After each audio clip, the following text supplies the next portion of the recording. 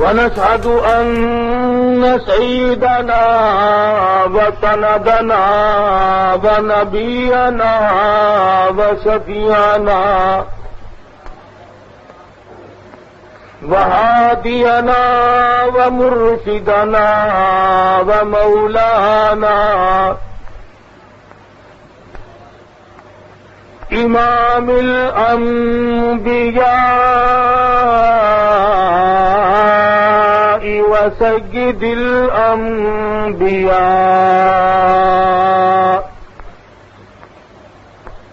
وخاتم النبيين باليقين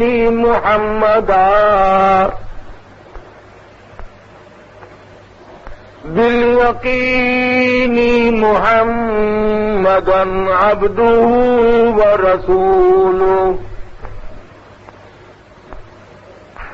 أرسله بالحق بشيرا ونذيرا صلى الله تعالى عليه وعلى آله وأصحابه وأزواجه وذرياته وبارك وسلم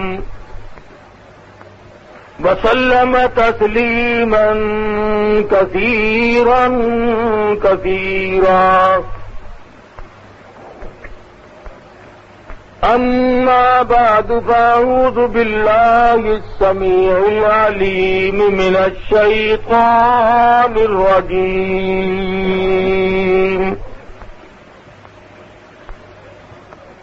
بسم الله الرحمن الرحيم.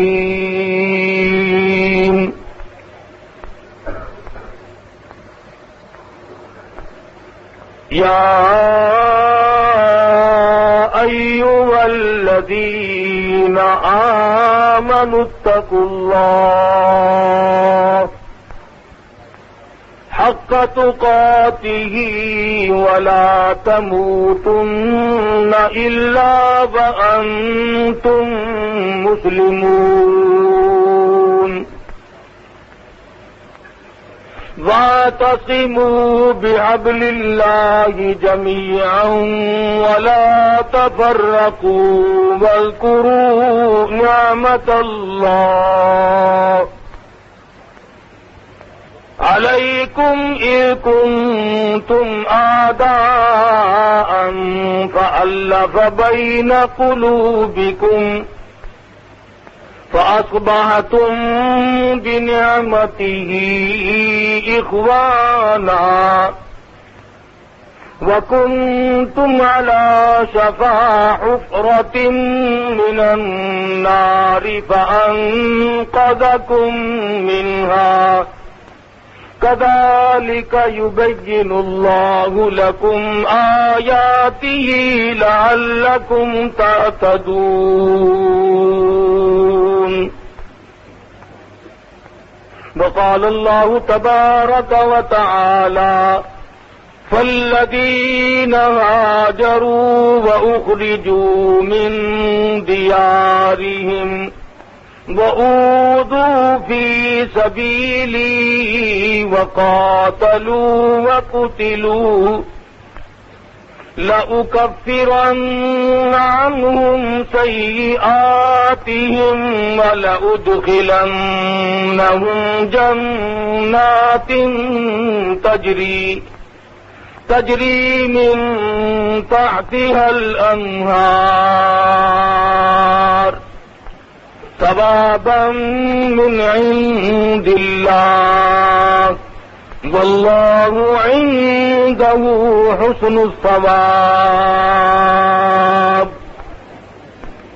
لا يغرنك تقلب الذين كفروا في البلاد متاع قليل ثم مأواهم جهنم بئس المهاد. وقال النبي صلى الله تعالى عليه وسلم أنا سيد ولد آدم يوم القيامة. وقال النبي صلى الله تعالى عليه وسلم الفقر فخري. وقال النبي صلى الله تعالى عليه وسلم من تشبه بقوم فهو منهم. وقال النبي صلى الله تعالى عليه وسلم لا يؤمن أحدكم حتى أكون أحب إليه من والده وولده والناس أجمعين. وقال النبي صلى الله تعالى عليه وسلم إنما الأعمال بالنيات وإنما لامرئ ما نوى.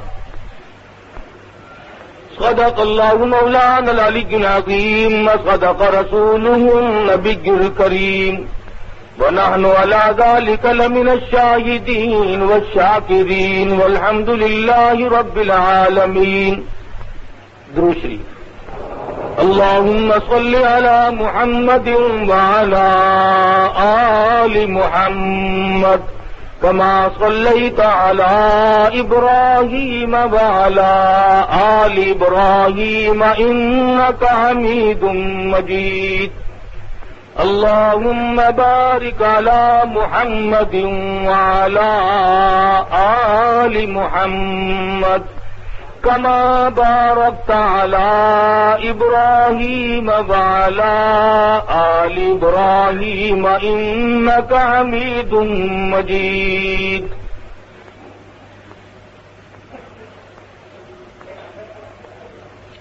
باغ عرب کی بلبل رنگی نوا کہوں، احمد کہوں یتیم کہوں مصطفیٰ کہوں، خیر البشر کہوں حبیب خدا کہوں، میں ہوں اس فکر میں تو ہے کیا اور میں کیا کہوں.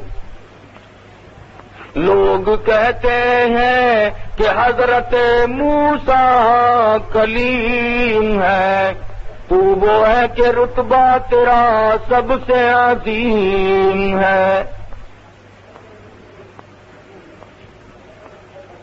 معزز سامعین، محترم بزرگوں، عزیز دوستوں، قرآن کریم کی چند آیات حدیث پاک میں سے حضور اکرم صلی اللہ علیہ وسلم کے چند ارشادات تلاوت کیے. اللہ پاک سے دعا فرماؤ خدا بند ذوالجلال مجھے ان آیتوں کا اور ان حدیثوں کا صحیح ترجمہ عرض کرنے کی توفیق عطا فرمائے، اور ہم سب مسلمانوں کو سچا مسلمان پکا دیندار بنائے، اعمال صالحہ اخلاق حسنہ کی توفیق عطا فرمائے. الہ العالمین ہم سب گناہگار سیاکار ہیں، اپنے کرم و فضل سے معاف فرما، ہم سب کے بگڑتے ہوئے حالات کو بہتر فرما.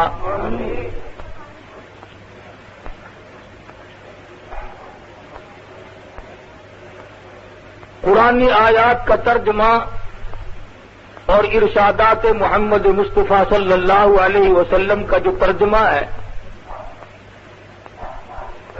وہ بالکل سادہ اور صاف. خداوند ذوالجلال نے ارشاد فرمایا، ایمانداروں، مسلمان کہلانے والوں، شفاعت کے امیدواروں، ڈرو اللہ پاک سے حق تقاتہ، جیسا کہ اس سے ڈرنے کا حق ہے. اب اسی جملے کی تفسیر اگر کی جائے اور 2 گھنٹے روزمرہ خرچ کیے جائیں، کم سے کم 1 سال خرچ ہو جائے گا، پر قرآن کے ان جملوں کا ترجمہ ختم نہیں ہوگا. اللہ پاک سے ڈرنے کا کیا حق ہے، کس صورت میں ڈریں؟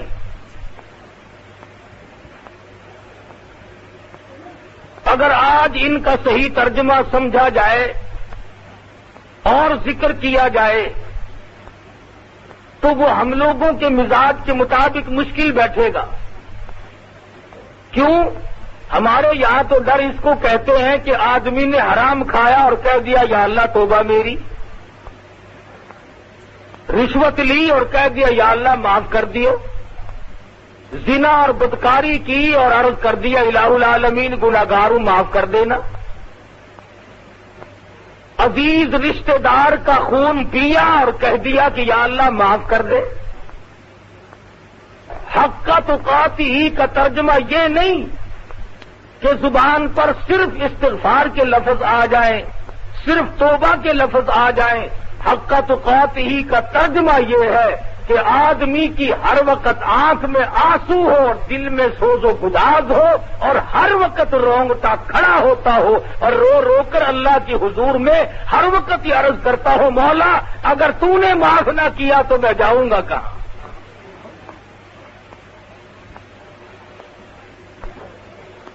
زبانی ڈر کی کوئی حقیقت نہیں۔ ایک آدمی ڈرتا بھی جاتا ہے اور وہ بے ایمانی بھی کرتا جاتا ہے، اپنے آپ کو ڈرنے والا بھی سمجھتا ہے اور پھر ملاوٹ کر رہا ہے، لوگوں کو فریب دیتا ہے، دھوکہ اور دجل اور فریب سے کمائی کرتا ہے۔ آج ان مسائل کو مولوی جان کے تو نہیں کہتے، اسی لیے نہیں کہتے کہ لوگ بگڑتے ہیں پھر لو جی مولانا اور مسئلے سارے چھوڑ کر مولوی صاحب کو چاہیے تو یہ تھا کہ صلاۃ التسبیح کے فضائل بیان کرتے، سبحان اللہ کا ثواب بتلاتے، الحمدللہ کا ثواب بتلاتے، اللہ اکبر کا ثواب بتلاتے، ملاوٹ پہ آ کھڑے ہوئے۔ تاجر تو ہم سے یوں ناراض ہو گئے، اور ہم نے رشوت کا نام لیا نہیں اور افسروں کے سر میں کھجلی اٹھی نہیں۔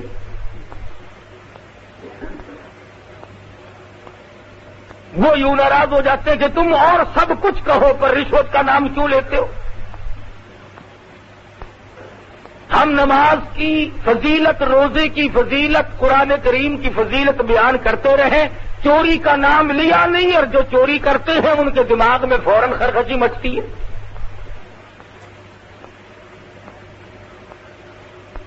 اسی طرح سے جب ہم یہ کہیں کہ صاحب کسی کی بہو بیٹی کو تاڑنا غلط ہے، ناجائز ہے، حرام ہے، تو وہ کہتے ہیں کہ صاحب مولانا لوگ مسجد میں بیٹھے رہتے ہیں، انہیں کیا قدر ہے حسن کی؟ تو پھر میرے دوست بیان کیا کیا جائے؟ قرآن کریم نے ان تمام چیزوں کو تفصیل کے ساتھ بیان فرمایا، اور جب تک ہم ان تمام چیزوں کو چھوڑ نہ دیں اس وقت تک مسلمان کہلانے کے حقدار نہیں۔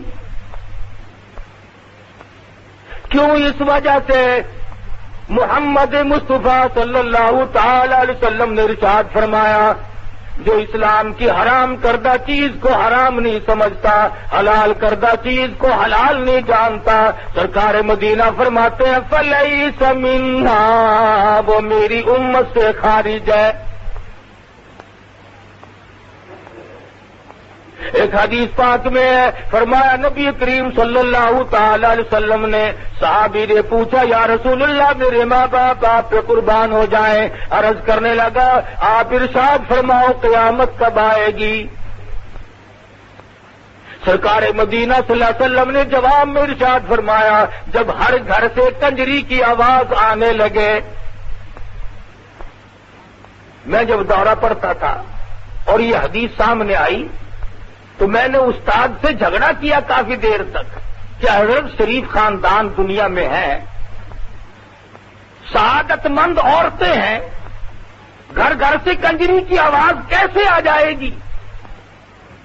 لیکن آج کے حالات نے ثابت کر دیا، گھر میں شریف زادی بیٹھی ہو، کتنا ہی خاندان اونچا ہو، کیسے ہی نیک بخت لوگ رہتے ہو، پر گھر میں ریڈیو رکھا ہے، ہر گھر سے کنجری کی آواز آج آ رہی ہے کہ نہیں؟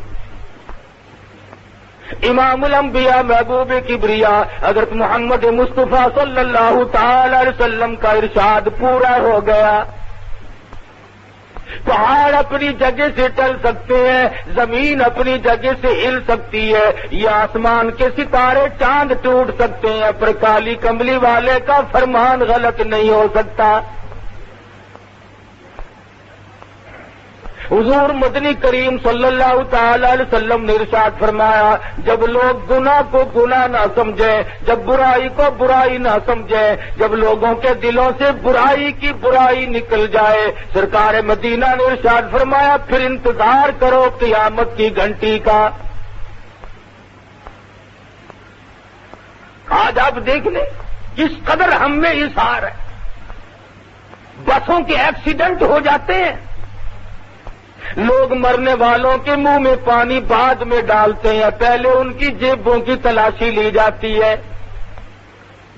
مرنے والے مر رہے ہیں، خون بہ رہا، ہائے ہائے ہو رہی ہے، پر مسلمان لوگ ان کی گھڑیاں کھولنے میں مصروف ہے، عورتوں کی بالیاں نکالنے میں مصروف ہے، اور جو اتنے بڑے ظالم لوگ بن گئے ہو انہیں اطمینان کیسے ملے گا، انہیں سکون کیسے حاصل ہوگا، جو ایسے وقت میں بھی چوری سے دوسرے کا مال لوٹنے سے باز نہ آئے، وہ کب حرام و حلال کی پہچان کر سکتے ہیں۔ اس لیے خدا بند ذوالجلال نے ارشاد فرما دیا، وقت آئے گا میں تم سے ایک ایک کو کھڑا کر کے ساری زندگی کے بارے میں اس طرح سے بات پرس کروں گا کہ تم وہاں سے ہلنے نہ پاؤ گے۔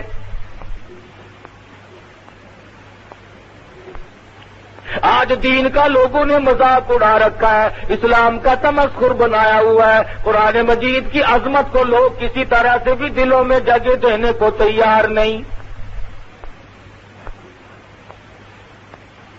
اتنی بڑی بے ایمانی کرنی تو ٹھیک نہیں، کچھ تو انصاف کرو۔ تم اپنے معاملات میں غور کر کے دیکھو، عورت کو زندہ خامن چاہیے، خامن کو زندہ عورت چاہیے، اولاد کو زندہ ماں باپ چاہیے، ماں باپ کو زندہ اولاد چاہیے، مکان زندوں کے لیے، دکان زندوں کے لیے، ریل گاڑی موٹر ہوائی جہاز زندوں کے لیے، سبزی ترکاری کھانا پکانا، یہ تمام چیزیں زندوں کے لیے۔ اور مسلمانوں انصاف کرو، ساری چیزیں زندوں کے لیے، پر اللہ کے قرآن کو تم نے مردوں کے سپرد کر دیا۔ سب کچھ تمہارے لیے، روپیہ پیسہ زندوں کے لیے، کھانا کمانا زندوں کے لیے، فلم تھیٹر تماشا زندوں کے لیے۔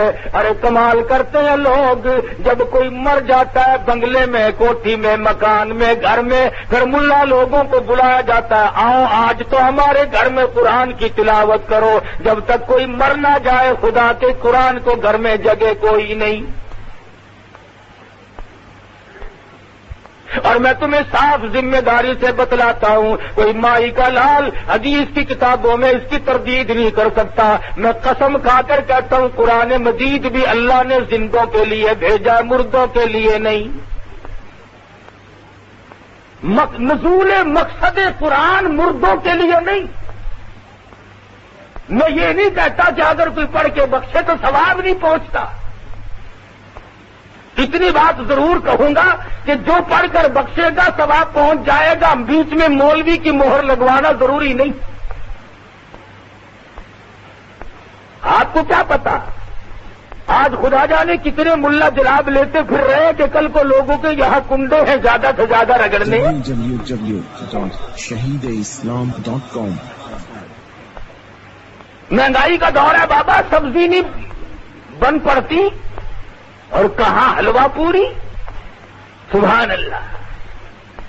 اور اگر کوئی یہ پوچھ لے کہ کہاں موجود ہے یہ ساری چیزیں، انہوں نے کہا جی لکڑی آرے کی کتاب میں ہے۔ نہ بخاری شریف میں، نہ مسلم شریف میں، نہ ترمذی شریف میں، حدیث کی کتاب میں، کسی تفسیر میں، کسی بزرگ کے واقعے میں خواجہ معین الدین چشتی اجمیری رحمۃ اللہ علیہ نے نہیں فرمایا، علامہ شیخ عبد القادر جیلانی پیران پیر رحمۃ اللہ علیہ نے نہیں فرمایا، کسی امام نے نہیں فرمایا۔ فرمایا کس نے؟ جس کو حلوہ روز نہیں ملتا انہوں نے کہا آج کا دن تو کنڈا کر کے دکھاؤ۔ ہمارے پاس کیا رہ گیا؟ یا رسم رہ گئی یا بے ایمانی رہ گئی۔ حلال کی روٹی مشکل. او لوگوں، اس وقت تم مرتے وقت ایمان کی امید کیسے لگائے بیٹھے ہو جب لوگ سود کو منافع کہہ کر کے کھاتے ہو؟ کتے کو اگر بکری سمجھ کر کوئی آدمی حلال کر لے تو وہ حلال نہیں ہوتا، ذبح کر لے تو حلال نہیں ہو جاتا، وہ کتا ہی رہے گا. جو آئے اس کو کہو میاں یہ بکری ہے، یہ نہیں کتا ہے، کہ واہ واہ میں تو اس کو بکری سمجھتا ہوں. منافع الگ چیز ہے، سود الگ چیز ہے. سود کو منافع نہیں کہا جا سکتا. اور آج مسلمانوں پہ تو راہیں بڑی کھلی ہوئی ہیں، جو چاہیں کر لیں، جو ان کے جی میں آئے وہی کر گزریں. نہ موت کا غم ہے، نہ قبر کا فکر ہے. وہ ایک امیر آدمی تھا، اس کا کتا مر گیا تو وہ رونے لگا ہوں کر کے. تو پڑوسیوں نے کہا کہ کتا ہی تو مر گیا، روتا کیوں ہے؟ اور کتا خرید لے کہیں سے، کتے ہزاروں پھرتے ہیں. تو کہنے لگا میں کتے کو نہیں روتا، کہ اور کہ رونا اس بات کا ہے کہ اسرائیل نے گھر دیکھ لیا. وہ پھر بھی آئے گا ہلا کبھی نہ کبھی. تو چاہے جتنی صورت بناؤ، موت سے کسی کو مفر نہیں. امیر، غریب، پیر، مولوی، وزیر، بادشاہ، صدر، ملازم، افسر، تمام کی موت آئے، اور اس کے لیے تیاری کی ضرورت ہے. اگر اس کے لیے کوئی پروگرام نہیں تو مصیبتیں آئیں گی. علماء اکرام رحمہم اللہ علیہ مجمعین نے لکھا ہے، ارے موت تو ایسی ہونی چاہیے. نبی کریم صلی اللہ علیہ وسلم کا صحابی ہے، دیوانہ پروانہ زیاد بن سکن ہے. جنگ میں شریک ہوا، جہاد میں شریک ہو گیا. جہاد فی سبیل اللہ صحابہ اکرام کرتے تھے. بھوک کی وجہ سے چاہے کتنی تکلیف آتی تھی پھر بھی کبھی گریز نہ کرتے تھے، اور اپنے آپ کو کبھی پیچھے چھپا کر صحابہ کرام نے نہیں رکھا. جنگ ختم ہوا، جہاد ختم ہوا، صحابہ کرام واپس آ گئے، شہید ہوئے انہیں بھی لے آئے. مدنی کریم صلی اللہ علیہ وسلم بار بار پوچھتے ہیں، او لوگوں، اس صحابی کا کتنا اونچا مقدر ہوگا جس کو کالی کملی والے بار بار یاد فرما رہے ہیں. فرمایا زیاد بن سکن کہاں ہے؟ غازیوں میں نہیں، زخمیوں میں نہیں، شہیدوں میں نہیں، ملتا نہیں. صحابہ اکرام بار بار جاتے ہیں، مڑ کے آ کے عرض کر دیتے ہیں ہمیں کہیں نظر نہیں پڑتے. مدنی کریم صلی اللہ علیہ وسلم نے ارشاد فرمایا، جاؤ پہاڑ پہ کھڑے ہو کر دو صحابی آواز لگاؤ، زیاد بن سکن تم کہاں ہو؟ تجھے کالی کملی والے یاد فرما رہے ہیں. دھیمی دھیمی سی آواز آئی، دھیرے دھیرے سے ایک غار میں سے آواز آئی. کہنے لگا میں چلنے پہ قادر نہیں، میں آنے پہ قادر نہیں، چل نہیں سکتا، شدید زخمی ہوں، تم جلدی کرو میرے پاس آ جاؤ. صحابہ دوڑے دوڑے جا پہنچے اور کہنے لگا جلدی کرو، مجھے اٹھا کر دوڑ کے لے کے چلو. کیوں کیا بات ہے؟ کہتا ہے میری ایک تمنا ہے، میری ایک آرزو ہے، میری ایک حسرت ہے، میں چاہتا ہوں وہ پوری ہو جائے.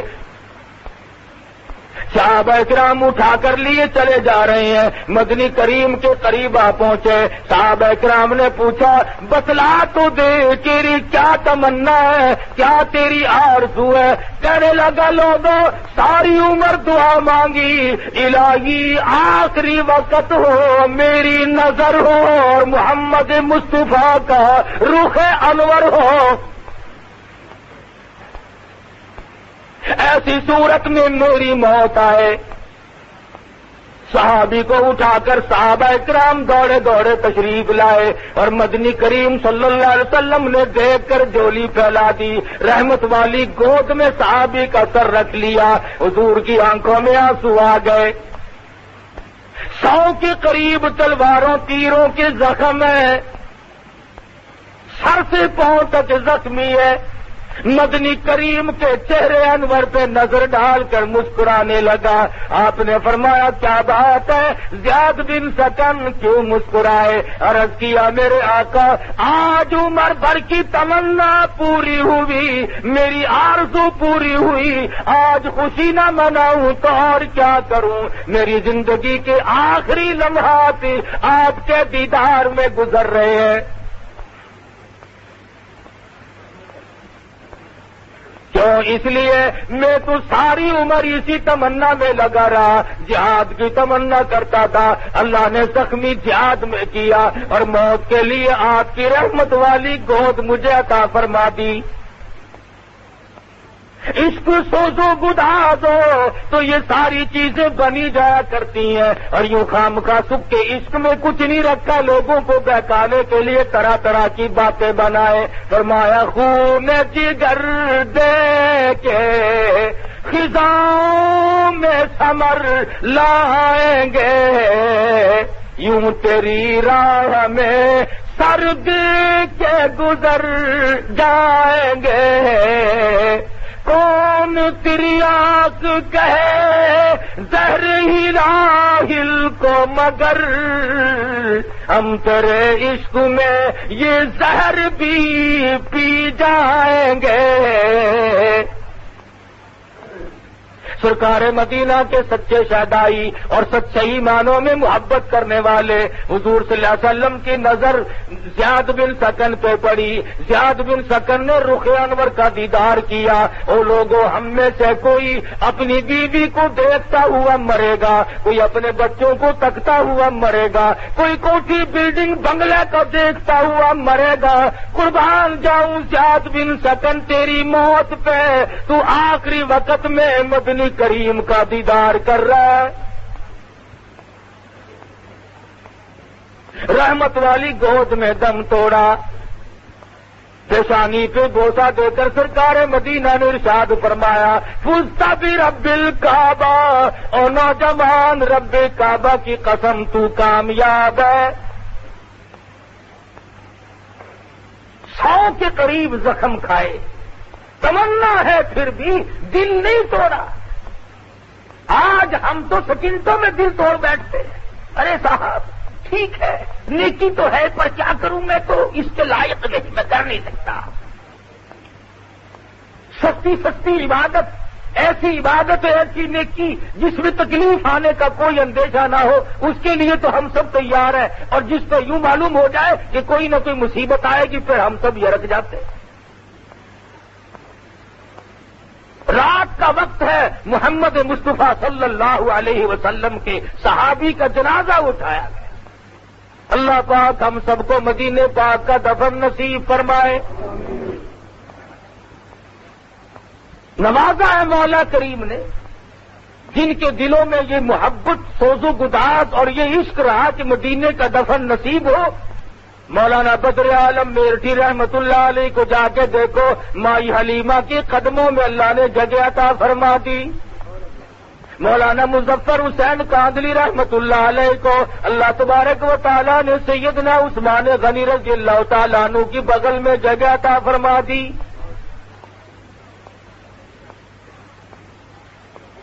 چاہنے والوں کو ملتا ہے، پر کوئی چاہے بھی یہ بھی کوئی عشق ہے کہ صاحب مدینے کے امام کے پیچھے نماز نہیں ہوتی، مکے کے امام کے پیچھے نماز نہیں ہوتی. ایک مسئلہ پوچھوں گا تم سے، ذرا بول کے بتلاؤ، تم جس امام سے ناراض ہو جاؤ اسے رکھتے ہو؟ کہتے ہو نا کہ مولانا صاحب صبح آپ تشریف لے جائیں، بستر گول کریں اپنا. تم اگر ناراض ہو جاؤ تو امام کو نہیں رہنے دیتے، فوراً اسے نکال کر باہر کر دیتے ہو. تم اگر ناراض ہو جاؤ، متولی ناراض ہو جائے، حاجی جی ناراض ہو جائے، نمازی ناراض ہو جائے، تو کسی امام کو مسجد میں نہیں رہنے دیتے. حضور صلی اللہ علیہ وسلم کو اتنا بھی اختیار نہیں کہ جس سے حضور ناراض ہو اس امام کو وہاں سے ہٹا ہی دے. مدنی کریم کو تمہارے نزدیک اتنا بھی اختیار نہیں ہے. ادھر کہتے مختار کل ہو اور ادھر زبردستی ہو رہی ہے، حضور ناراض ہے اور امام مصلی پہ چڑھے کھڑے ہیں.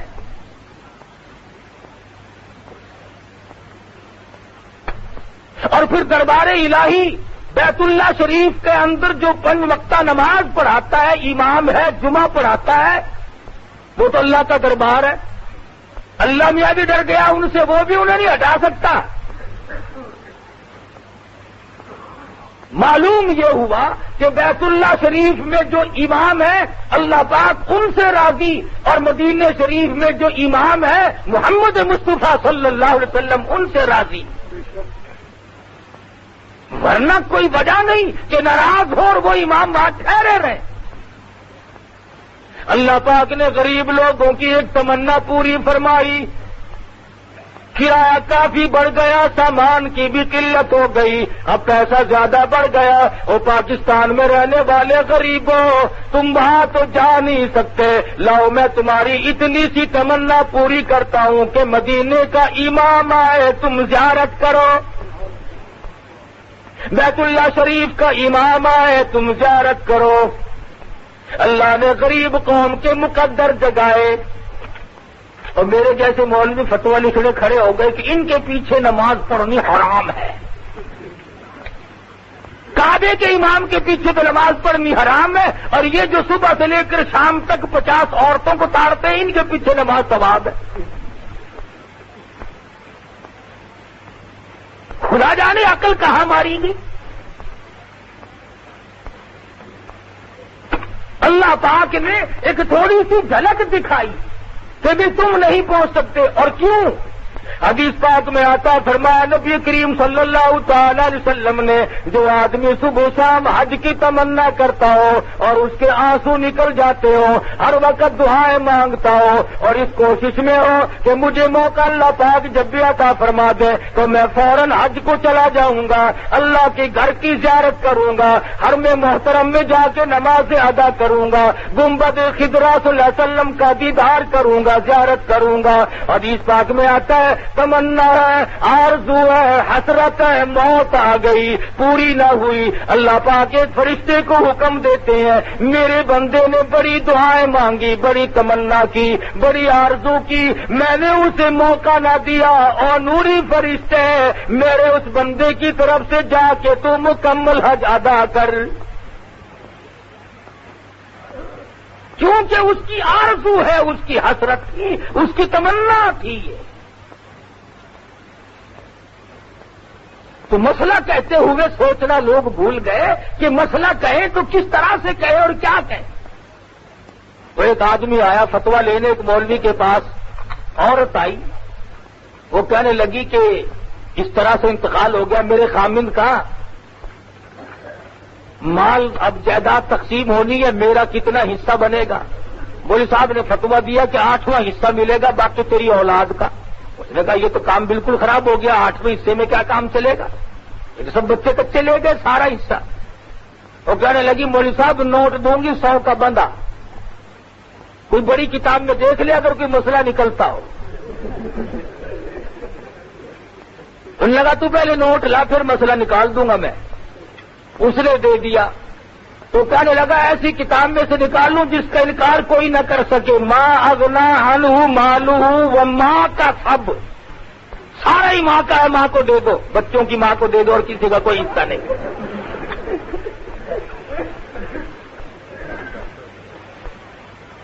جب یوں مسئلے ہونے لگے پھر آپ اندازہ لگائے خیر کہاں سے آئی.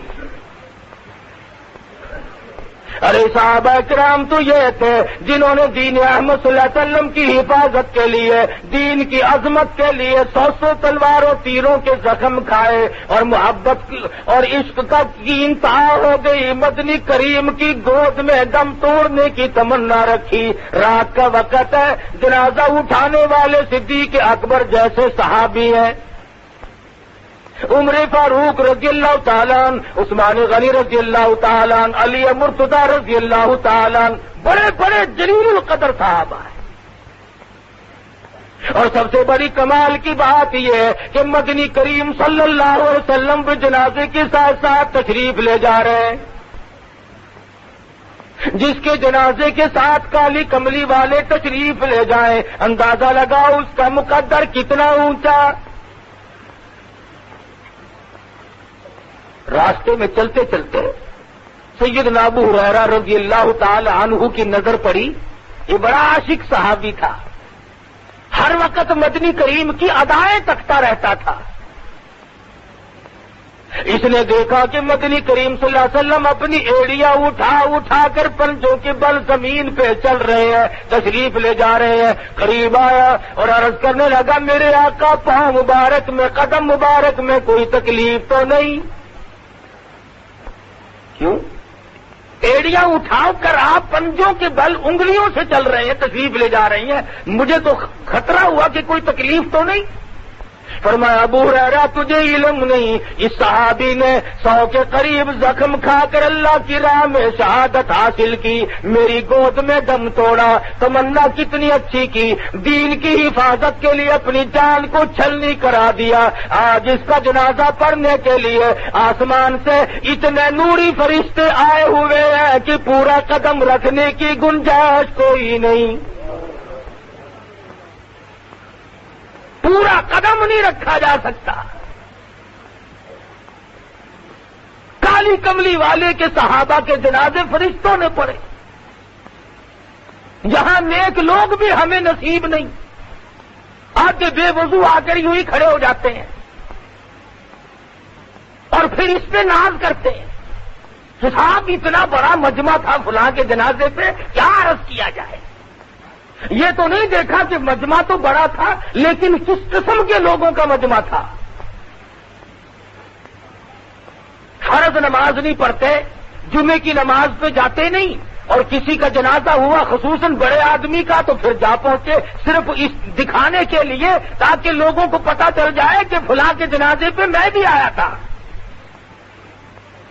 اور بلکہ جب کسی وزیر کا جنازہ ہو، کسی بڑے افسر کا جنازہ ہو، جدھر فوٹوگرافر کھڑے ہو نا، اس طرف کو آگے جا کر کھڑے ہوتے ہیں، صفحے سیدھی کر لینا جی۔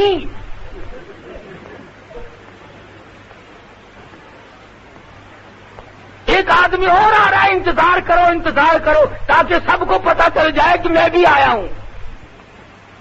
ہے کتنا جنید بغدادی، تیرے آنے سے ہی بخشش ہو جائے گی بس۔ ذہنی تماشا دیکھو کہ آج نیتیں کس قدر بگڑ گئی، ہماری نیتوں میں فتور ہے۔ اگر ہماری نیتیں صحیح ہو جائیں تو یہ بات کبھی بھی نہ بنے جو اب بن رہی ہے۔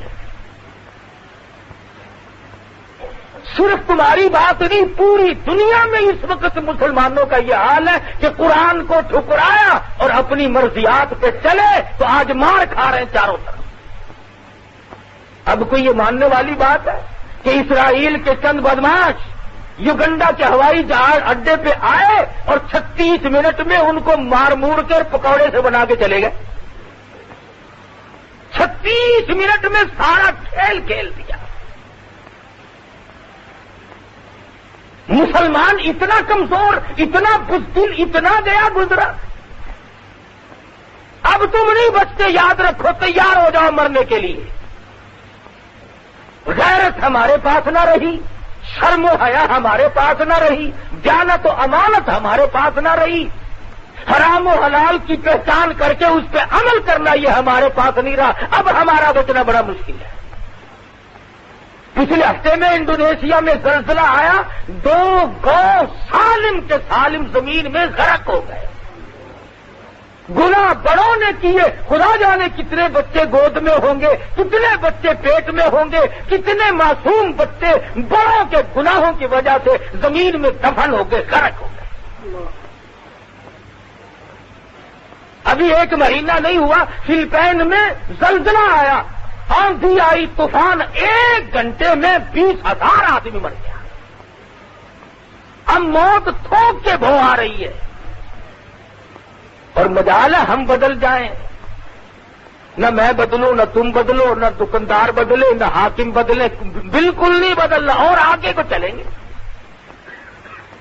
جس طرف سے ہمیں دین نے روکا ہوگا اس طرف کو اور آگے بڑھیں گے، اور آگے بڑھیں گے۔ صحابہ کرام تو اتنا پہرا دیتے تھے دین احمد صلی اللہ علیہ وسلم کی باتوں کا، جو مدنی کریم سے کی ارشاد میں سے مل گیا اسی پہ عمل کرتے کرتے ساری عمر گزار دی، چاہے اس میں نفع سمجھا نقصان سمجھا۔ علا بن حضرمی سب کہہ دو رضی اللہ تعالیٰ عنہ۔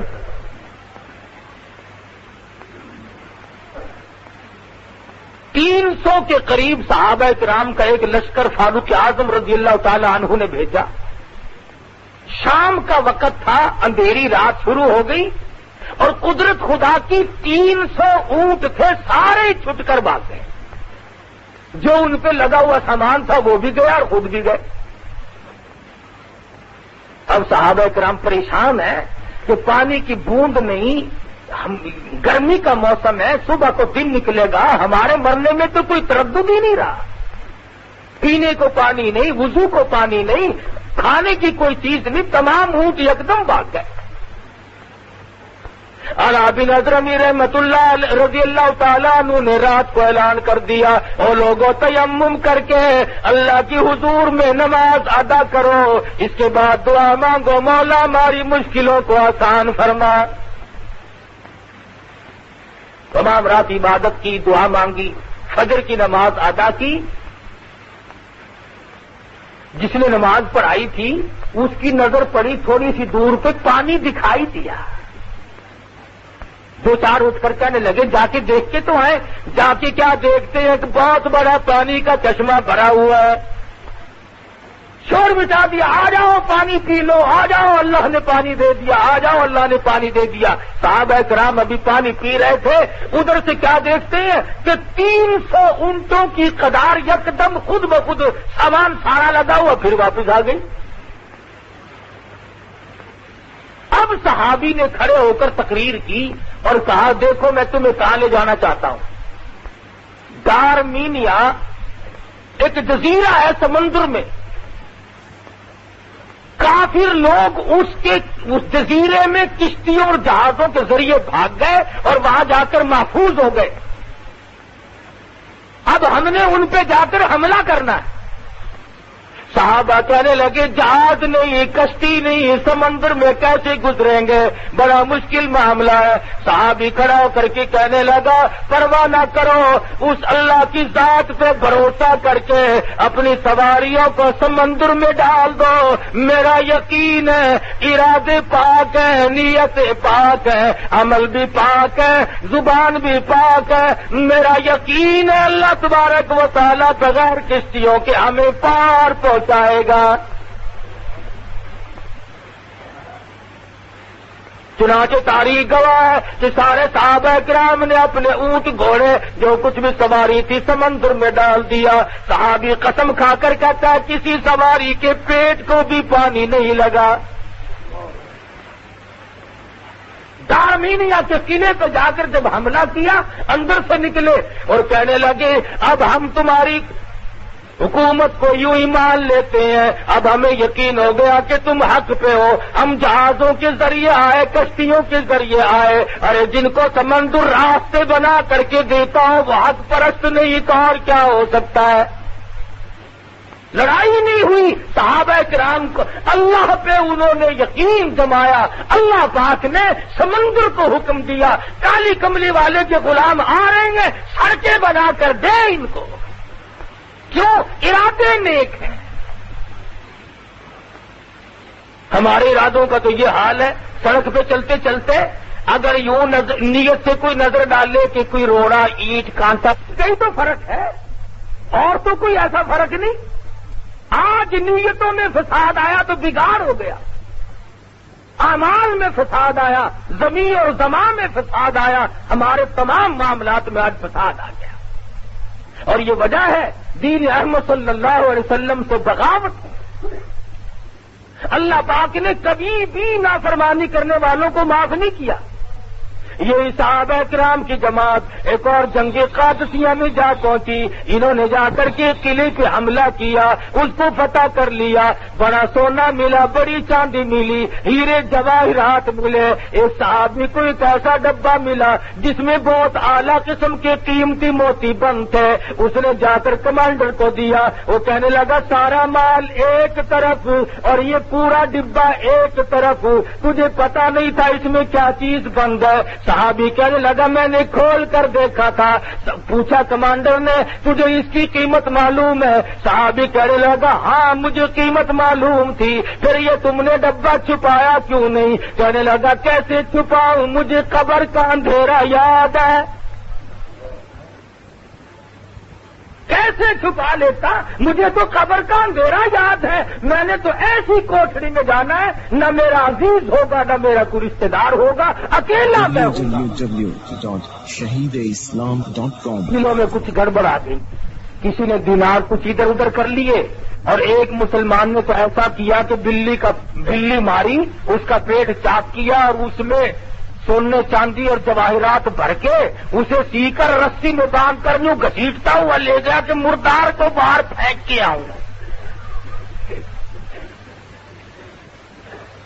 اسی طرح سے کافی سارے لوگوں نے گڑبڑ کی. علماء لکھتے ہیں کہ جب یہ دولت بہانے سے ادھر ادھر کر کے جہاز پہ سوار ہو کر چلے تو غیب سے آواز آئی کہ بدجانتوں کو غرق کر دو, ایک بھی نہ بچا. خدا کے یہاں کسی کا لحاظ نہیں کہ یہ فلانا ہے اور یہ فلاں نہیں, وہ تو اعمال دیکھتا ہے. آج اعمال برباد ہو گئے جبھی تو بات بگڑ رہی ہے. اس لیے قرآن مجید نے صاف صاف طور پہ جانت کے لیے, امانت کے لیے لوگوں کو سمجھا دیا, بتا دیا کہ خبردار ہو جاؤ. ما کانا لبشر, کسی آدمی کو یہ چیز شایان شان نہیں کہ وہ جس کو امانت دی جائے اس میں ذرہ برابر بھی خیانت کرے. حضور فرماتے ہیں امانت میں خیانت کرنے والوں کو قیامت کے دن میرا دیدار نہیں, میری شفاعت نہیں. اور لوگ اس وقت کھڑے ہو کر کے روئیں گے, یا لیتنی لم اتخذ فلانا خلیلا, اے کاش ہم اللہ کے سوا, نبی کے سوا کسی کو اپنا نہ سمجھتے, دنیا کے پیچھے لگ کر یوں ہی برباد ہو گئے. اور فرمایا وَكَمْ أَهْلَكْنَا قَبْلَهُمْ مِنَ الْقُرُونِ مِنْ بَعْدِ نُوحٍ, میں نے کتنوں کو پہلے برباد کر دیا نوح علیہ السلام کے بعد بھی. جب لوگوں نے بدعمالی پھیلائی, بغاوت کی, دین سے اسلام سے منہ موڑا, اللہ کے حکم کو ٹھکرایا, خداوند ذوالجلال نے ان کو ایسی سزائیں دی کہ بچانے والا کوئی نہیں. ارے کبھی تو لوگ ایسے تھے, حضرت اسماعیل ہیں, بزرگ ہیں, سب کہہ دو رحمت اللہ علیہ. ایک دیہاتی عربی اونٹنی پہ سوار ہو کر کے گزر رہا ہے, نورانی شکل دیکھ کر پوچھنے لگا اللہ والے تیرا کیا نام ہے؟ فرمانے لگے لوگ مجھے محمد اسماعیل کہتے ہیں. وہ دیہاتی کہنے لگا وہی اسماعیل جو بزرگ بڑا ولی ہے. فرمانے لگے ہاں وہی ہوں. اونٹنی سے نیچے اتر آیا اور قریب آ کر کے کہنے لگا اللہ واسطے مجھے خدا کا قرآن سنا. حضرت اسماعیل رحمت اللہ علیہ نے قرآن مجید سنایا, وَفِي السَّمَاءِ رِزْقُكُمْ وَمَا تُوعَدُونَ, او لوگوں تمہارا رزق آسمانوں پہ ہے, زمین پہ نہیں, وہاں سے آتا ہے. کہنے لگا رزق آسمان پہ ہے کہ ہاں دیکھو قرآن کہہ رہا ہے کہ میں جو دھکے کھاتا پھروں پھر یہاں. اسی وقت اپنی اونٹنی کو ذبح کیا, ٹکڑے کیے اور لوگوں میں مفت بانٹ دیا, اور جو تلوار پاس تھی اسے توڑ کر پھینک دیا, اور یوں کہتا ہوا جنگل کی طرف نکل گیا. اللہ پاک نے سچ فرمایا, میرا یقین آ گیا. حضرت اسماعیل رحمت اللہ علیہ فرماتے ہیں کوئی 10 مہینے سال کے بعد میں حج کو گیا، میں اللہ کے گھر کا طواف کر رہا تھا، کسی نے پیچھے سے میرا کپڑا پکڑ کر کھینچ کر کہا اللہ والے اس دن جنگل میں قرآن سنایا تھا، آج دربار الہی میں سنا دے۔ وہ مجھے پکڑ کر مقام ابراہیم پہ لے گیا، میں وہاں بیٹھ گیا، پھر میں نے چند آیتیں وہی سنائی، اس کے بعد پڑھا فورب السماء والارض انہ لحق مثل ما انکم تنطقون۔ اللہ پاک زمین و آسمان کی قسم کھا کر فرماتے ہیں لوگوں میری بات پہ یقین کیا کرو۔ وہ دیہاتی کہنے لگا اللہ پاک کو قسم کھانے کی کیا ضرورت پڑی، بندوں کو یقین دلانے کے لیے مولا کریم قسمیں کھائے، ہم یقین نہ کریں۔ ایک مرتبہ ان آیتوں کو پھر پڑھو، حضرت اسماعیل نے پڑھی، دیہاتی نے چیخ ماری، مقام ابراہیم سے دھڑام سے گر کر جان دے دی۔ کبھی اللہ کا قرآن سن کر لوگوں کی روح فنا ہو جایا کرتی تھی، اب تو شرم بھی نہیں آتی، اب تو حیا بھی نہیں آتی کہ ہم خدا کے قرآن سے کتنی بغاوت کر رہے ہیں۔ مسجدوں میں قید کرو اسے بس، اس کے لیے کوئی ٹھکانہ نہیں، میرے تیرے گھر میں جگہ نہیں، عدالت مارکیٹ میں کوئی جگہ نہیں، انصاف فیصلہ کرنے کے لیے قرآن مجید کا کوئی ٹھکانہ نہیں۔ نظام مصطفیٰ سے غداری ہو رہی ہے، اللہ پاک ہمیں کب تک معاف کرے گا؟ ڈھیل دے رکھی ہے بس اسے، جب نمبر آئے گا وہ سنبھال لے گا۔ نہ وہاں سیاست چلے گی، نہ وہاں تجویز چلے گی، نہ وہاں تدبیر چلے گی۔ بڑے بڑے سیاستدان لوگ پہلے آئے، ان کی کبھی نہ چل سکی اور انہیں کوئی نہ بچا سکا۔ علماء کرام لکھتے ہیں کہ بادشاہ وقت نے اپنا میلہ لگایا ہوا ہے، گانا بجانا، شراب پینا پلانا ہو رہا ہے، ناچ گانا، گھنگروؤں کی جھنکار ہے، بڑوں بڑوں کے کان کھڑے ہو جاوے بابا، جب عورت ناچتی ہے اچھے اچھوں کا وضو ٹوٹ جاتا ہے۔ تو باہر دروازے سے کسی نے زور سے دستک دی، کھڑکا کیا، تو بادشاہ نے کہا دیکھنا کون ہے۔ اس نے جب دروازہ کھولا جا کے دیکھا تو پھٹے پرانے کپڑوں والا ایک مسکین کھڑا ہے۔ اس نے کہا دروازہ کس نے کھٹکھٹایا؟ کہ میں نے۔ کیوں؟ کہ تمہارے بادشاہ سے میرا کام ہے، ملنا ہے میں نے۔ وہ بادشاہ سے ملنے والا منہ دیکھو، کپڑے بدن کے پورے نہیں ہے، یہ بادشاہ کو ملنا چاہتا ہے، چل یہاں۔ دروازہ بند کیا اور جا کر بادشاہ کو کہا کہ جی اپنا کام شروع کرو، وہ تو ایک فقیر تھا، ہم نے اس کو ڈانٹ ڈوٹ دیا ہے۔ نگر چھوڑ دیا تم نے زندہ اس کو؟ کہ جی ہاں ہم نے اس کو پرے کر دیا، چکے کر دیا، دفے کر دیا۔ جس نے میرا مزہ بگاڑا اس کو زندہ نہیں چھوڑنا چاہیے تھا۔ چلو بھائی ساز شروع کرو، آواز آئے، شراب کا دور آئے۔ اس نے دوسری مرتبہ پہلی مرتبہ سے بھی زور سے دروازہ کھٹکھٹایا، اور چوکیدار نے آ کے جب دروازہ کھولا تو یہ چھلانگ مار کے بادشاہ کے پاس پہنچ گیا۔ نہیں تم کیوں آئے؟ میرا کام ہے، تیرے سے آیا کیا ہوئی؟ تو میں نے کہا ہے کوئی جو اس کی گردن جلدی سے کاٹ دے۔ ارے بھائی میری گردن کاٹو گے؟ میں نے کہا ہاں اور کس؟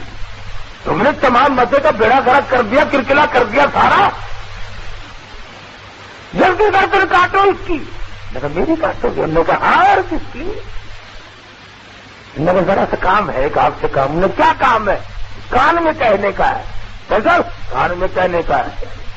ذرا سا کان کے منہ قریب کر کے کہا میری گردن کاٹو گے؟ انہوں نے کہا کہ میں تو بالکل موت ہوں،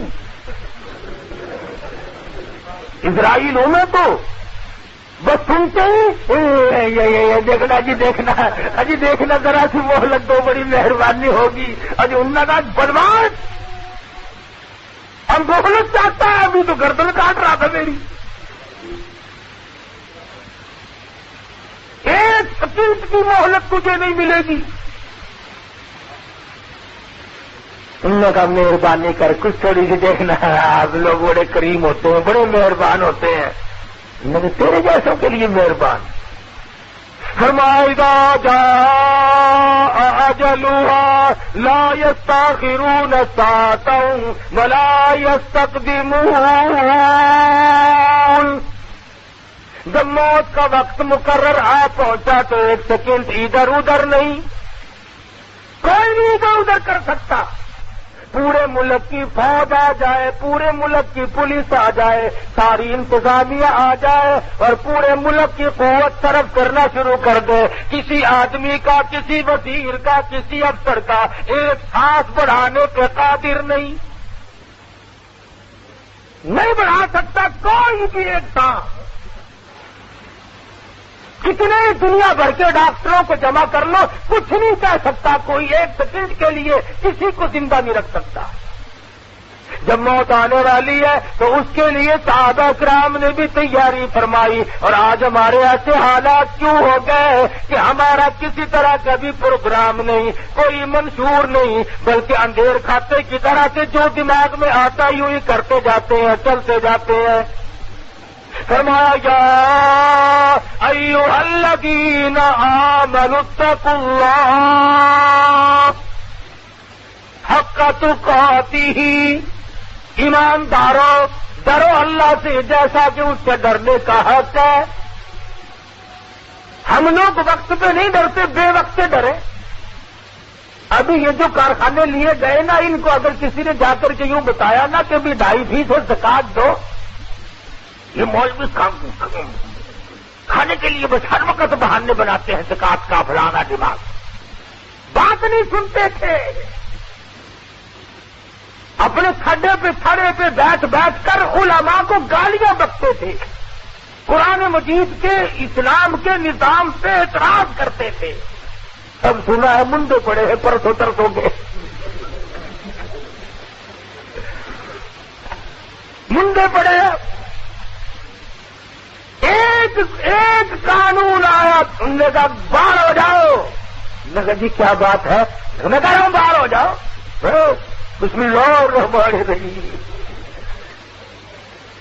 زکات نہ دی، خیرات نہ دی، سگا بھتیجا بھوکا مرتا رہا، چھوٹا بھائی بھوکا مرتا رہا، تیرے بچے شہنشاہوں جیسے کپڑے پہنتے رہے اور تیرے سگے بھائی کے بچے فقیروں والے کپڑے پہنتے پھرے. کبھی شرم نہ آئی کہ یہ میرے بھائی کی اولاد ہے، یہ میرے باپ کی نسل ہے، یہ میری بہن ہے، یہ میری خالہ ہے، یہ میری پھوپھی ہے، یہ میرے ساس سسر ہے، یہ میرا سالہ. کبھی سلوک کرنے کی کوشش نہیں. www.shahideislam.com. تو اللہ میاں کا یہ تو نظام ہے، یا تو وہ 2.5% مانگتا ہے یا پھر وہ سارا ہی لے لیتا ہے. انہوں نے کہیں درا اللہ جہاں یہاں کھڑا ہو کے. اور ابھی صرف اسی پہ بس نہیں، اور خدا جانے کس کس چیز کا نمبر ہے. ہمیں تو ڈر نہیں، ہم تو ہر وقت کہتے ہیں کہ ہمیں قومی ملکیت میں لے لو فٹافٹ. ہمارا کیا جائے گا؟ باغ اپنا نہیں، جائیداد اپنی نہیں، کارخانہ اپنا نہیں. یہ پیٹ کا کارخانہ، روٹی تو دیں گے، ہے نا؟ ہمارا کیا بگڑے گا؟ باری سب کی آنی ہے. یاد رکھو یا سیدھے ہو جاؤ، کرو اسلام سے. 30 برس اسلام سے غداری کی، نظام مصطفیٰ سے 30 سال تک غداری کی. لاکھوں مسلمان کٹوایا جب پاکستان بنا. شرم نہ آئی کہ ہم ان معصوم بچوں کی روحوں کو تکلیف دیں گے. ہندوستان سے آنے والے لوگ جانتے ہیں، جب ہندو گنڈے حملہ کرتے تھے، سکھ بدماش جب حملہ کرتے تھے، تو عزت والی عورتوں نے، سمجھدار بہنوں نے سونا نہ اٹھایا، چاندی نہ اٹھائی، مال و دولت نہ اٹھایا. گھر میں سے قرآن لیا اور گلے میں لٹکایا اور اپنے قریب کے کنویں میں چھلانگ لگا دی. کسی کافر کا ہاتھ اللہ کے قرآن پہ نہ آئے اور میری آبرو پہ نہ آئے. تم نے 30 برس تک ان بہنوں کا منہ چڑھایا. اب سوال یہ پیدا ہوگا کہ جی یہ جو لے رہے ہیں یہ ان کے پاس رہیں گے؟ اللہ میاں کا نظام یہ ہے، اس نے ہر چھوٹی مچھی کے پیچھے بڑی مچھی لگا رکھی ہے. ادھر ادھر سے معاملہ یہی گول ہوتا چلا جائے گا. بہرحال ہم پریشان ہیں اور رہیں گے جب تک حضور اکرم صلی اللہ علیہ وسلم کے لائے ہوئے قرآن کو ہم اپنے دستور میں، آئین میں، فیصلے میں. دیکھو صبح کو 2 حاجی لڑ پڑے یہاں، نمازی 2 لڑ پڑے، اور میں انہیں کہوں کہ آؤ قرآن میں فیصلہ کروا لو، بالکل نہیں آئیں گے، چاہے وہ روزانہ 100 رکعت نماز نفل کی نیت باندھتے ہو. انہیں کہو کہ مسجد میں مولوی صاحب بیٹھے ہیں، اسلام کا مسئلہ پوچھو، محمد مصطفیٰ صلی اللہ علیہ وسلم کی عدالت کا مسئلہ پوچھو اور اپنا مقدمہ یہی ختم کر دو. نہیں صاحب، کورٹ میں تمہیں لے کے چھوڑوں گا، ابھی ہائی کورٹ تک لے جاؤں گا. کیا سمجھ رکھا آپ نے؟ یہ تو نمازیوں اور حاجیوں کا اور میرے جیسے مسلمانوں کا حال ہے کہ ہم نبی کے فیصلے کو کبھی نہیں مانتے. کیوں؟ امام الانبیاء محبوب کبریا حضرت محمد مصطفیٰ صلی اللہ تعالی علیہ وسلم کا فیصلہ اپنا نہیں، خدا کا فیصلہ ہے. اور خداوند عالم چونکہ مالک کائنات ہے، خالق کائنات ہے، وہ بندوں کے مزاج کو دیکھ کر جو مالک ہے وہ جانتا ہے تقاضوں کو، وہ جانتا ہے ضروریات کو، اسی کے مطابق اس نے تمام فیصلے فرمائے، قانون بنائے. اب قرآن نے کہا نا کہ چور کا ہاتھ کاٹ دو، تم نہ کاٹو، 100 سال کی سزا بھی اگر چور کو دو گے چوری بند نہیں ہوگی. قرآن کریم نے کہا کہ زانی کو کوڑے مارو، تم اگر زانی کو چمڑا ادھیڑ دو، قتل کر دو، لیکن زنا بند نہیں ہوگا جب تک کہ سرکار مدینہ کا لایا ہوا دستور نافذ نہ کیا جائے. یہ تو آقا کے، اللہ میاں کے قانون میں برکت ہے کہ جرائم کو روک دیا جائے.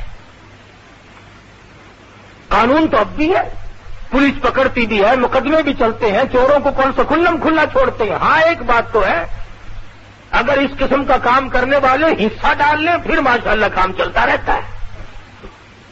پتی ہوتی ہے نا، پتی اگر ڈال لی جائے نا پھر کام کھپ جاتا ہے. میں یہ کہتا ہوں کہ نظام مصطفیٰ جو ہے وہ چوری کے معاملے کا ہو، وہ زنا کے معاملے کا ہو، وہ قتل و قتال کے معاملے کا ہو، کچھ بھی ہو، دنیا کا پورا نظام، عبادات، اخلاق، معاملات، لینا دینا، خرید و فروخت، حکومت، تجارت، تمام کی تمام جب قرآن مجید نے بیان کی ہے، اس کی تکذیب کرنے والے، اس کو تردید کرنے والے، اس کو چھوڑنے والے مسلمان ہو کر کے اطمینان کی زندگی کبھی نہیں گزار سکتے.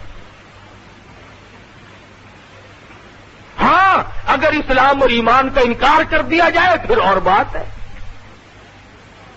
سیدنا فاروق اعظم سب کو رضی اللہ تعالی عنہ دور خلافت ہے.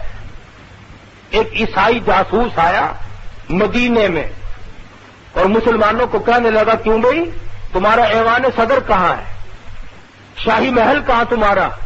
نے کہا یہ جناب کے پیچھے. نے کہا یہ آدھا چھپا ہوا اور آدھا ننگا. نے یہ کہ ہاں یہی تو ہے. نے یارو میرے ساتھ مذاق نہ کرو، اپنے شاہی محل بتاؤ جہاں تمہارا بادشاہ رہتا ہے. انہوں نے کہا خدا کی قسم یہی ہے. نے کہا اچھا، کہاں تمہارا بادشاہ؟ کہ ہمارے یہاں بادشاہ نہیں ہوتا، خلیفہ ہوتا ہے، نبی کا جانشین ہوتا ہے. انہوں نے کہا ہے کہ لکڑیاں چننے گئے جنگل میں. بادشاہ آج تو چپڑاسی بھی لکڑیاں چننے جا سکتا. سیدنا فاروق اعظم رضی اللہ تعالی عنہ کے بارے میں جب یہ سنا تو وہ حیران ہو گیا اور کہنے لگا مجھے بتاؤ کدھر کو گئے ہیں؟ تو لوگوں نے کہا یہ راستہ ہے جنگل کا. یہ ادھر کو چلتا چلتا چلتا چلتا جب ایپ پہنچا دیکھتا کیا ہے کہ امیر المؤمنین خلیفۃ المسلمین سیدنا عمر فاروق سب کو رضی اللہ تعالی عنہ آرام سے زمین پہ درخت کے نیچے سوئے ہوئے ہیں. یہ تھا عیسائی. اس نے کا کام بن گیا، نہ کوئی باڈی گارڈ نہ کوئی حفاظتی دستہ، اکیلا ہے، تلوار میرے پاس آئی اور مقابلے کی نوبت بھی نہیں آئے گی، سویا ہوا ہے یہ تو بس اڑا دوں گا ایک بار میں. موقع ملا ہے، اس نے بہت تنگ کر رکھا ہے. یہی ہے وہ عمر جو فتوحات کرتا ہی جاتا ہے، بڑھتا ہی جاتا ہے. موقع ملا ہے. مورخ لکھتا ہے کہ عیسائی جاسوس نے تلوار نکال کر کے وار کرنا چاہا فاروق اعظم کے سرانے کی طرف سے ایک شیر نکلا، منہ پھاڑ کر اس کی طرف چیرنے کے لیے آیا، شور مچانے لگا، ہائے میں کھا لیا، ہائے میں مر گیا، ہائے مجھے چیر ڈالا، ہائے مجھے تباہ کر دیا، اے عمر جلدی اٹھو، مجھے بچائیو بچائیو، میں مر گیا۔ فاروق اعظم اٹھے، آج اور دوسرا ہے کوئی نہیں، اور یہ شور مچائے مر گیا، ہائے مر گیا، توبہ میری، ہائے مر گیا۔ میں کہا ہوا کیا تجھے؟ یہاں تو کوئی دکھائی نہیں دیتا، کیا لگ رہا ہے؟ انہوں نے کہا تم مجھے سنبھال لو پھر بتاؤں گا اصل بات۔ فاروق اعظم نے تسلی دی، پکڑا بٹھایا، اس نے کہا بتا۔ انہوں نے کہا کیا بتا؟ انہوں نے کہا بتاوے گا بھی کہ اصل بات یہ میں نے یوں کر کے ارادہ کیا، میں وار کرنا ہی چاہتا تھا کہ تیرے سرانے کی طرف سے کہ شیر آیا اتنا بڑا، منہ پھاڑ کر مجھے کھاتا تھا، پھاڑتا تھا۔ سمجھ میں آ گئی نا یہ بات؟ آگے سب کی سمجھ میں؟ اب حضرت عمر رضی اللہ تعالی عنہ نے آگے سے یہ نہیں فرمایا کہ تجھے پتہ نہیں ہے میں کتنی نفل پڑھتا ہوں، تجھے معلوم نہیں ہے کہ میں کتنی تلاوت کرتا ہوں، تجھے پتہ نہیں ہے میں کتنی خیرات کرتا ہوں، اس لیے میری حفاظت کرتا اللہ میاں، شیروں سے کراتا ہے۔ بلکہ فرمایا او عیسائی جاسوس، تجھے معلوم ہونا چاہیے میں رب العالمین کی زمین پہ انصاف کرتا ہوں، سب سے بڑی عبادت انصاف ہے، انصاف۔ یہ نہیں فرمایا کہ میں نفل بہت پڑھتا ہوں، فرمایا تجھے جان لینا چاہیے کہ میں احکم الحاکمین کی زمین پہ عدل کرتا ہوں، انصاف کرتا ہوں، بے ایمانی نہیں کرتا، ظلم کسی پہ نہیں کرتا۔ پتہ چلا عدل اور انصاف جو ہے وہ روشنی ہے۔ اب اللہ پاک کا یہ اپنا حکم ہے، وہ خود ہی حفاظت فرمائے، یہ شیروں سے حفاظت کرا لے۔ سیدنا امیر معاویہ سب کہو رضی اللہ تعالی عنہ،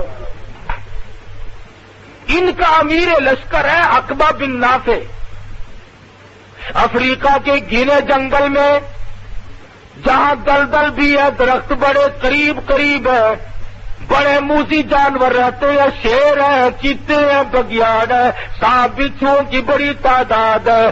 اب عقبہ بن نافع کہنے لگے ہم یہاں پہ چھاؤنی بنانا چاہتے ہیں، مسلمان کہنے لگے یہ تو بڑی خطرناک جگہ ہے، یہاں بڑے بڑے جانور ہیں، موذی کھا جائیں گے، انسان آج تک یہاں آیا کوئی نہیں۔ عقبہ بن نافع فرمانے لگے ان کا علاج میرے ذمہ چھوڑ دو، تم چھاؤنی بنانے کی تیاری کرو۔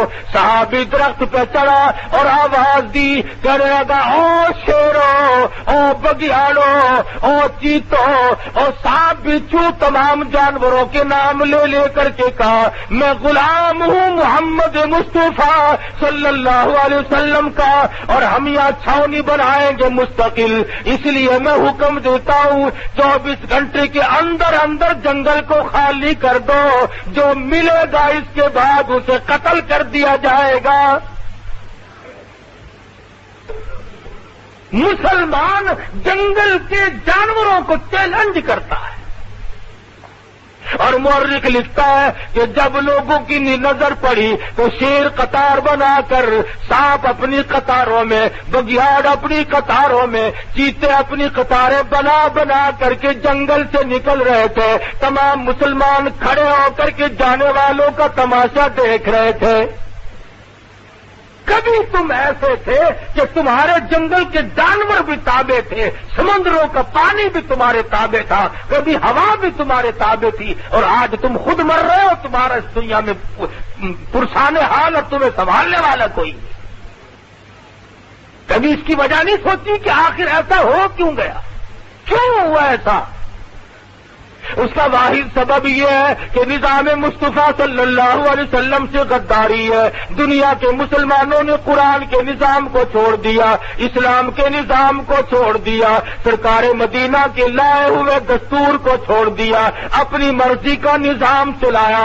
اللہ پاک اس سے ناراض ہوتے ہیں۔ فرمایا لوگوں آؤ بچ کے دکھاؤ میں تمہیں کس طرح پہ ٹھکانے لگاتا ہوں۔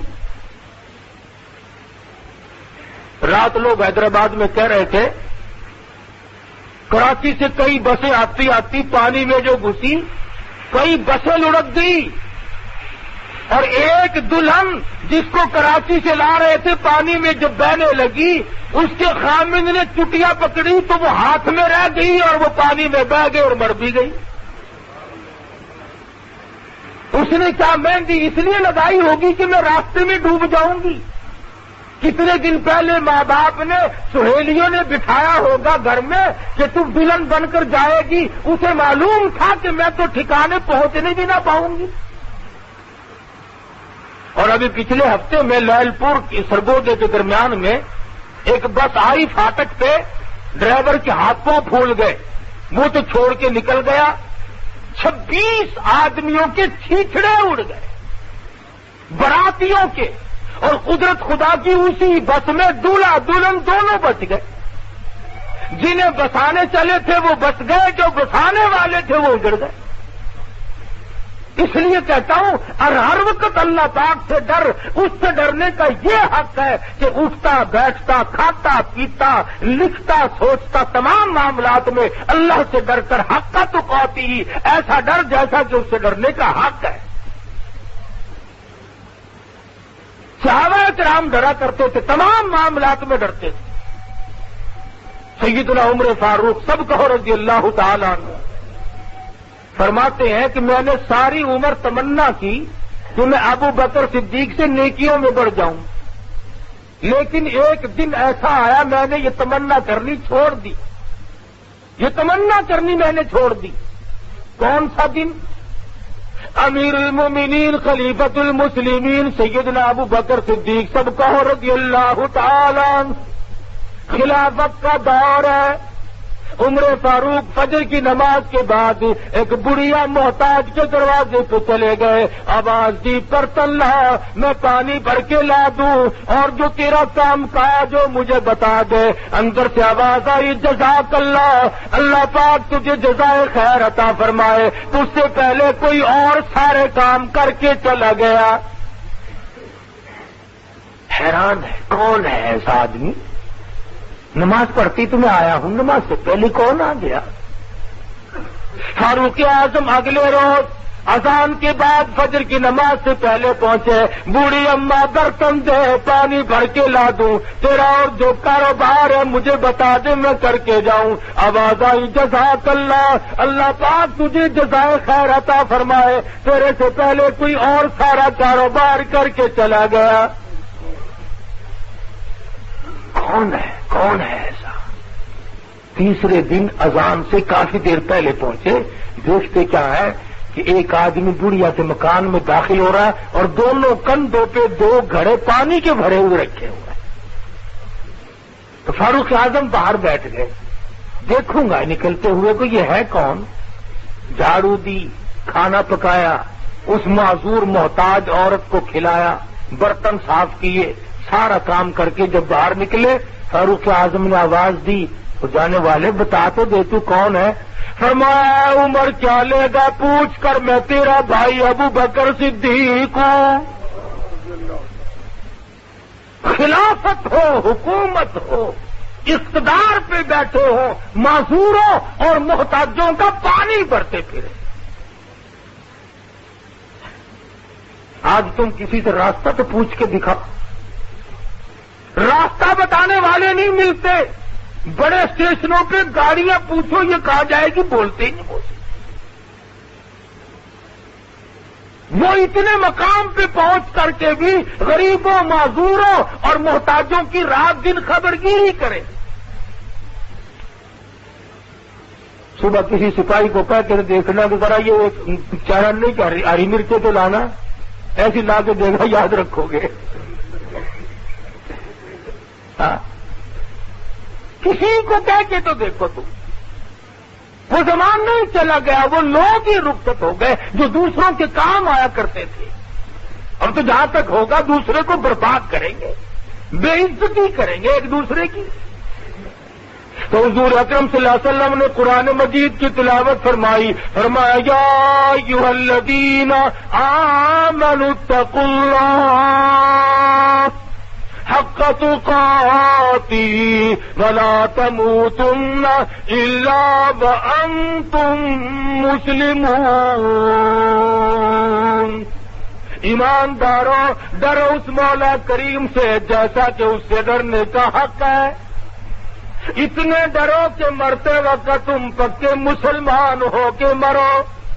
آخری دم تک تمہارے ذمے کسی کا حق نہ ہو. تم کسی کا ناجائز مال کھا کے نہ مرو, کسی کو ستا کے نہ مرو, کسی کو پریشان کر کے نہ مرو, تاکہ قبر کی تباہی تمہارے سامنے نہ آ جائے.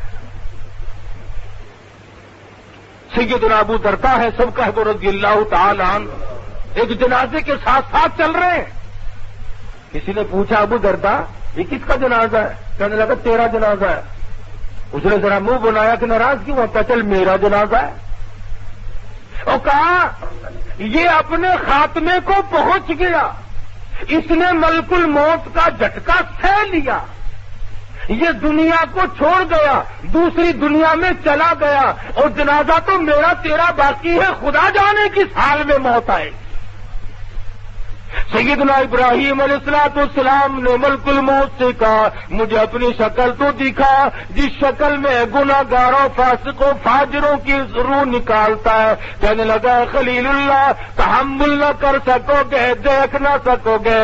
فرمایا نہیں دکھاؤ تو صحیح. حضرت اسرائیل نے کہا خلیل اللہ ذرا پھر منہ پرلی طرف کر لو. انہوں نے منہ کر لیا. فرمایا عرض کیا ادھر دیکھو. حضرت خلیل اللہ نے جب دیکھا تو خلیل اللہ ہو کر ہزاروں انبیاء کا جد امجد ہو کر بے ہوش ہو کر دھڑام سے زمین پہ گر گئے. اتنی ڈراؤنی شکل, ایسی ہیبتناک صورت. اور جب ہوش میں آیا فرمایا کہ اگر کوئی اور عذاب نہ ملے صرف اس شکل میں جان نکالنا ہی عذاب کافی ہے. اتنی بھیانک صورت. چنانچہ آج آپ دیکھ لیں سفیان ثوری فرماتے رحمت اللہ علیہ جب مرنے کا وقت قریب آتا ہے تو اسرائیل ذرا سی اس کے دل کی رگ کو چھو دیتے ہیں, پھر پہچان ختم ہو جاتی ہے.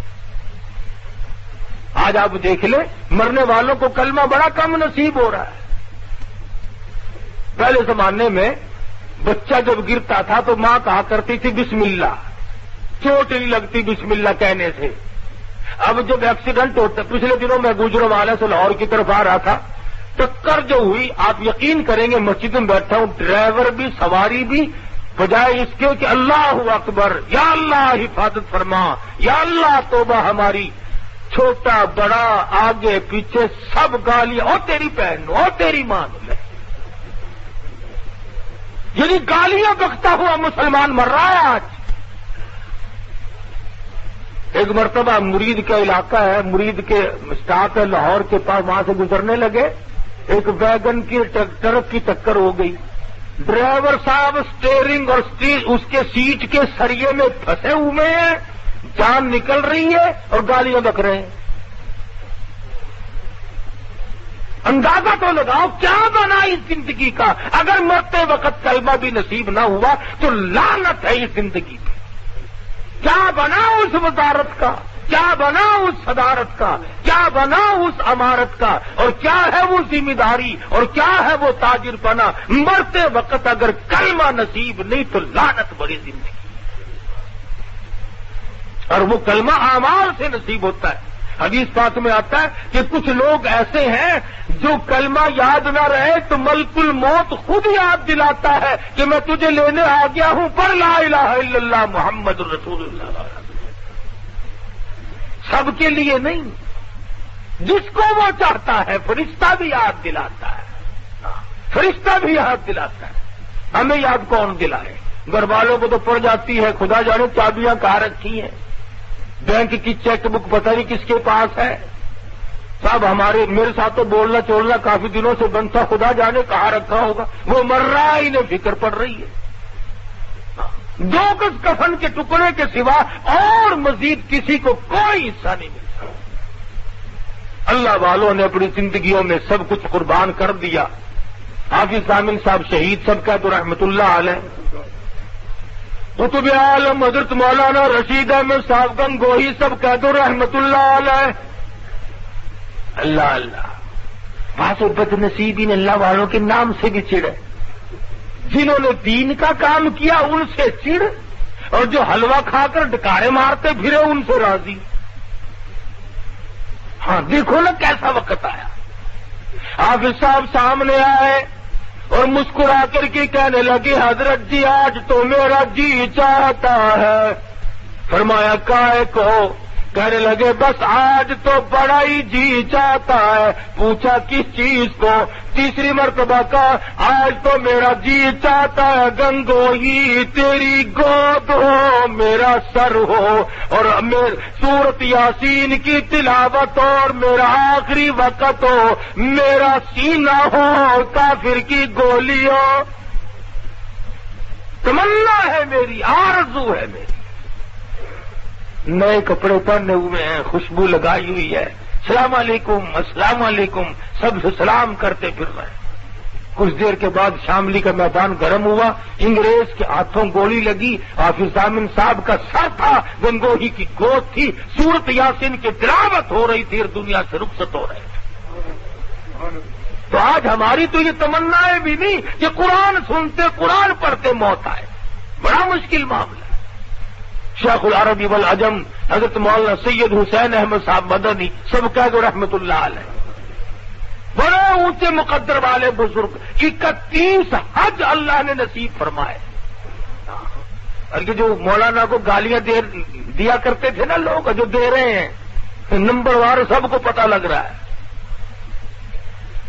ہائے اللہ نے کتنا اونچا نصیبہ بنایا کہ روز اقدس کی جالیوں کی چھاؤں میں بیٹھ کر 18 برس تک حدیث پڑھائی. 18 سال تک.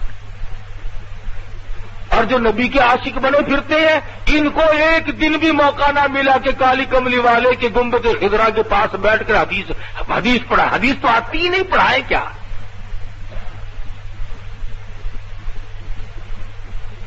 اور اس قدر جرأت تھی اس اللہ والے میں کہ کیا عرض کروں کیا بتلاؤں. ذوق تھا شوق تھا. حضرت شیخ الہند رحمت اللہ علیہ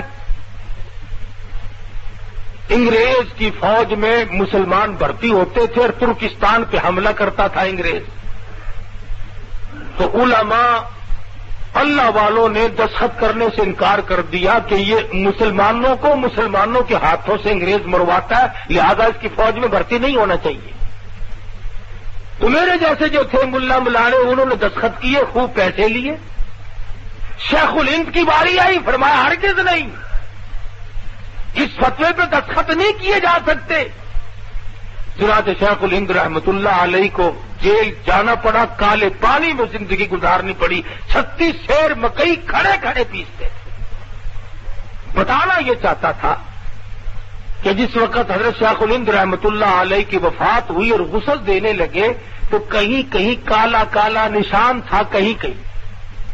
تو حضرت مدنی رحمت اللہ علیہ سے لوگوں نے اسرار سے پوچھا کہ یہ کیسے نشانات ہیں.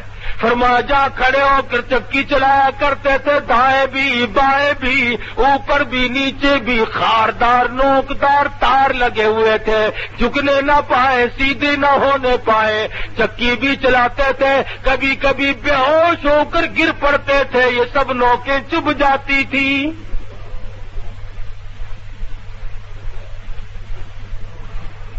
پر مسئلے میں ہیرا پھیری نہ کی. کتنا ایمان مضبوط تھا. حضرت مدنی رحمت اللہ علیہ کو بلا کر کے کہا گیا کہ آپ لوگوں نے یہ فتویٰ دیا ہے. فرمایا ہاں. میرے جیسا ہوتا یوں کا تو نہ دی نہ میرا تو مطلب ہی نہیں سمجھا آپ لوگوں نے. میرا مطلب ہی کچھ اور تھا. آج پوری دنیا مطلب کے چکر میں لگی ہوئی ہے. قرآن کا آیت کا ترجمہ بدلنا ہو تو مطلب لے لیا. حدیث کا ترجمہ غلط کرنا ہو تب مطلب نکال لیا. اب سر کہنے لگا معلوم ہے اس کی سزا کیا ہے. فرمایا سزا دینا تمہارا کام ہے جیل نہ بھگتنا میرا کام ہے. کہا اس کی سزا تو موت ہے. اللہ والے نے بغل میں سے لٹھا نکال کر میز پہ رکھ دیا. فرمایا الحمدللہ میں دیوبند سے کفن ساتھ لے کے آیا ہوں. میں تیاری کر کے آیا ہوں. کیوں؟ اس لیے کہ لیے پھرتی ہے بلبل چونچ میں گل. لیے پھرتی ہے بلبل چونچ میں گل.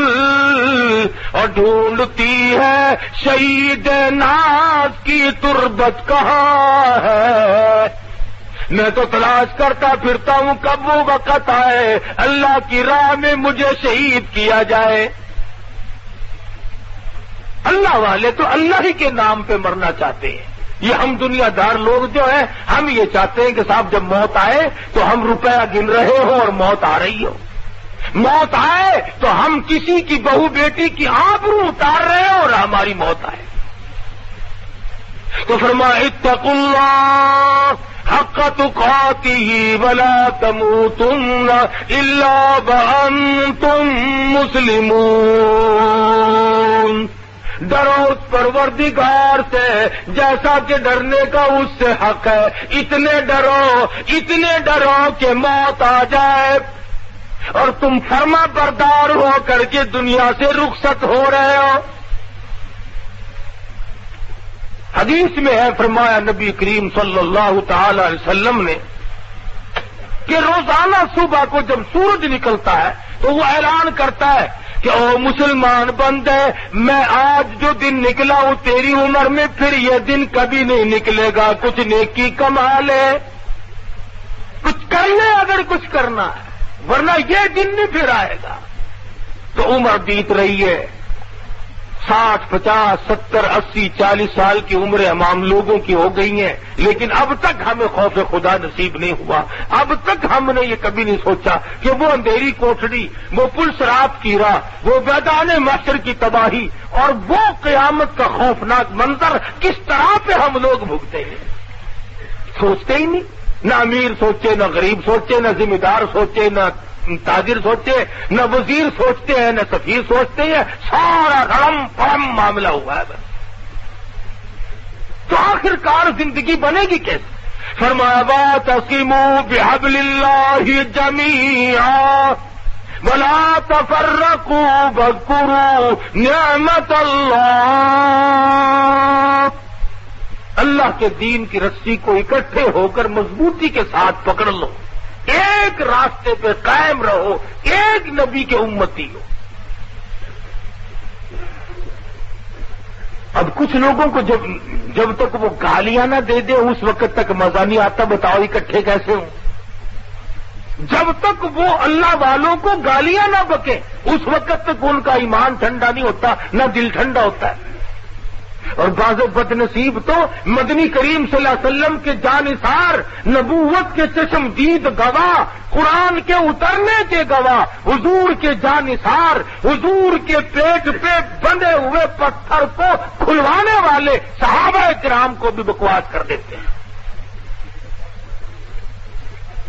اللہ پاک حضور اکرم صلی اللہ علیہ وسلم کے صحابہ کرام سے بڑا راضی ہے. کیوں؟ اس لیے کہ صحابی خود نہیں بنتے, اللہ پاک جس کو صحابی بناتا وہ بنتا ہے. فرمایا میرے نبی کے صحابہ میں اور تم میں اتنا بڑا فرق ہے. تم میری راہ میں احد پہاڑ سونے کا برابر خرچ کرو, احد پہاڑ جتنا سونا خرچ کرو, اور میرے نبی کا جانثار صحابی 2 مٹھی جاؤ میری راہ میں صدقہ کرے. حضور نے فرمایا خدا کی قسم اللہ کے نزدیک 2 مٹھی کی جاؤ کی زیادہ قیمت ہے. اندازہ لگاؤ کہاں احد پہاڑ سونے کا اور کہاں 2 مٹھی جاؤ. حضور فرماتے ہیں 2 مٹھی جاؤ کی زیادہ قیمت ہے, تمہارے احد پہاڑ سونے کے برابر. تو یہ صحابہ کی امتیازی شان ہے. 1,29,000 صحابہ کرام ہے, سب کی غلامی کرو.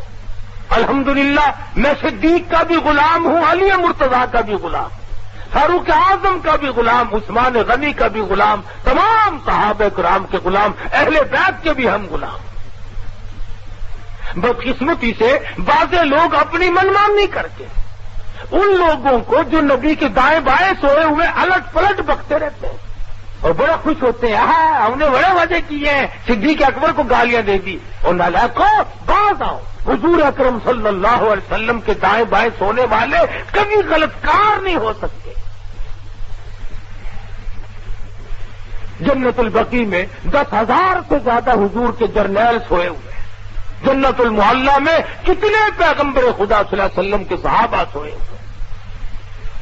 تو نہ معلوم میرا آپ کا کس کس کا وقت نزدیک ہے۔